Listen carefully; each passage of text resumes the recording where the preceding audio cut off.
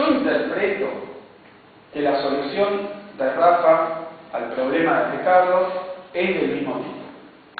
Es una solución vacía a una salpija matemática. Que dice, ¿pueden los precios ser iguales a los costos de producción? Dado que la tasa de ganancia se iguala, hay un nivel de subsistencia de los salarios, o no de subsistencia, de costo de reproducción de los salarios adentro de las ecuaciones. ¡Ay! ¿Qué quiere decir eso? ¿De dónde está? ¿Qué tiene que ver con la sociedad capitalista? No me lo explico. No es mi pregunta. O sea, ¿suben los precios cuando suben los salarios? ¿Afectan los precios relativos? Problema de Ricardo. Esta es mi conclusión.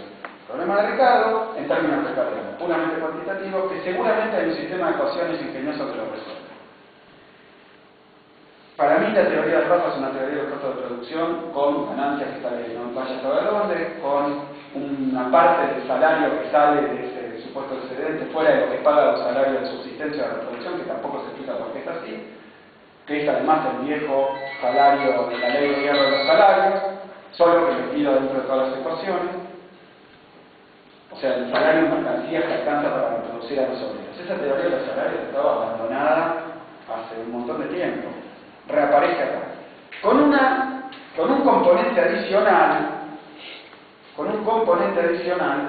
que es el siguiente, que ni siquiera se sabe qué parte de eso va a parar a salarios y qué parte va a parar a ganancias, de ese excedente.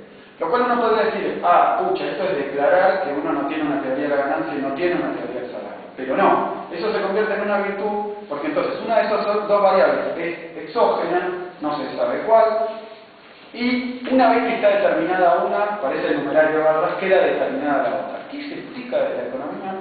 Repito, no entiendo. Se ha solucionado un problema ingenioso, no se ha explicado por qué la tasa de ganancia sube, por qué cae, fuera de decir que eso es exógeno, y puede remitir a la lucha de clases, lo cual no es una explicación económica, porque me pregunto por qué a veces la lucha de clases sube el salario y por qué lo baja.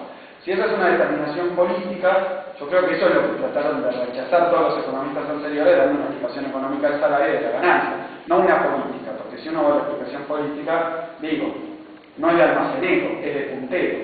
Decir que cuando los sindicatos están fuertes suben los salarios y caen las ganancias. Es de puntero, pero no me parece que sea una explicación del problema económico, ni del ciclo económico, ni las determinaciones profundas de la acumulación. De nada, es un sistema de ecuaciones simultáneas que con los supuestos convenientes me da una solución en precios. Si uno me dice, bueno, ¿cómo sé si esto está bien? Contando las ecuaciones. A mí eso del problema económico no me dice mucho. No niego que también contar las ecuaciones, pero no encuentro la relación con Marx. Ahora voy a Marx. ¿Qué es lo que Marx le dice a Ricardo? Le dice, viejo, te equivocaste. Por dos cosas. Primera cuestión. Vos decís que para que se cumpla la teoría del valor, los precios tienen que ser directamente iguales a las cantidades de trabajo empleadas directamente e indirectamente en la producción. Eso es un error y es un capricho tuyo. ¿Por qué? Porque no sabés que el valor nunca se puede manifestar como tal, ni cuantitativa ni cualitativamente. Entonces, buscar que los valores sean inmediatamente iguales a los costos de producción, que es lo que a las cantidades de trabajo, que es lo que trataba de hacer Ricardo, es una empresa ridícula. Segundo punto que Marx le plantea a Ricardo. Me parece que acá está el quid del asunto. El quid común. ¿Qué es el siguiente? Marx le plantea a Ricardo que lo que él debería explicar no es si un cambio en salarios afecta a los precios relativos, dada una tasa de ganancia media. Lo que él debería explicar es cuál es el origen de esa tasa de ganancia media. ¿Cuál es el origen de la ganancia? ¿Por qué hay ganancia? Y acá hay un terreno teórico de disputa tremendamente importante, que me parece que los serrafianos responden con la teoría del excedente. Teoría que no termino de entender. No termino de entender porque para la teoría del excedente tengo que aceptar que hay algo que alcanza para reproducir el sistema y pagarle a los obreros, y sobre eso hay un excedente. Pero caprichosamente se define una parte que es la que le paga a los obreros su subsistencia.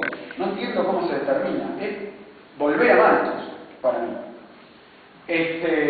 Y decir que todo lo demás es excedente es un gran capricho y procapitalista. Para mí es una explicación de que la ganancia es algo que sobró, que se la podrían quedar los obreros o se la podrían quedar los capitalistas tranquilamente. Con lo cual, y ideológicamente, y se lo he dicho a Ricardo, a Eduardo, Bueno, también es a Ricardo, ni siquiera se sabe cuál es la entonces, economista científico. sí, no, que yo creo que no, pero ahora voy a esto. Entonces, me parece que ahí la gran pregunta es ¿de dónde sale? A mí la respuesta es un excelente, es algo que sobra, me parece, permítanme que lo diga, no es una discusión, me parece reaccionaria, pero me parece además que, admito, tiene mucha llegada. Yo le decía a Eduardo algunas veces una caracterización política de esto, me permito el saludo, porque estamos en arriba, me permito una caracterización política del éxito de este tipo de teoría. Para mí, el racismo... del éxito cuestionable, No, pero el racismo es la fundamentación política del populismo.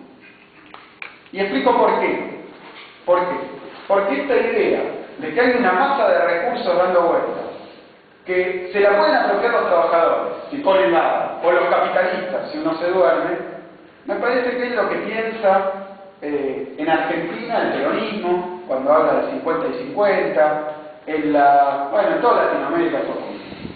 Dice, ¿cómo es la cosa? Hay una cantidad de guita, de recursos, de riqueza, que puede ser para nosotros o puede ser para ellos, no depende de nada, depende de que nos organicemos bien y la conquistemos. No hay determinación económica de eso.